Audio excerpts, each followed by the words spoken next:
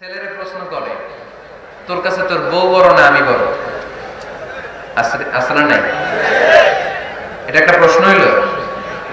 তোর বউ বড় না আমি বড়? দুইজনেই বড়। তো এক ছেলে সুন্দর উত্তর দিছে, আমার কাছে ভালো লাগছে উত্তরটা শুনে।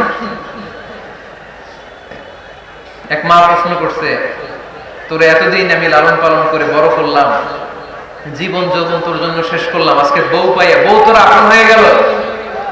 এবার ছেলে উত্তর দিছে, মা আমার মুখ থেকে মা ডাক শোনার জন্য তুমি কি কষ্টটাই না করছো জীবনে। 10 মাস আমার পেটে ধারণ করলা, খাইতে পারো নাই, বমি করছো, খালি ওষুধ খাইছো, তোমার পেট কেটে আমার বের করা হয়েছে, 2 বছর আমার দুধ খাওয়াইছে, পেশাব পায়খানা পরিষ্কার করেছে, বয়স যখন 3-4 তখন তোমার আমি মা ডাকছি। এই মা ডাকটা শোনার জন্য তুমি এত কষ্ট করছো, আর আরেকবারের মাইয়া এই ঘরে আইসে তোমার মা ডাকা শুরু করছে। যেই মেয়েটা তোমার মা ডাকে সে আমার আপন হবে না কেন মা? ঠিক কিনা? এই মা ডাক শোনার জন্য তুমি এত কষ্ট করলা, আমার লালন পালন করলা, 10 মাস পেটে ধরলা, পেশাব পায়খানা পরিষ্কার করলা, এরপরে মা ডাক শুনতে পারছে। আর আরেকবারের মেয়ে জানা নাই চিনা নাই এসেই তোমার ডাকা শুরু করছে মা। তো যে আমার মানে মা ডাকে তার স্থান তো আমার কলিজায়, ঠিক কিনা?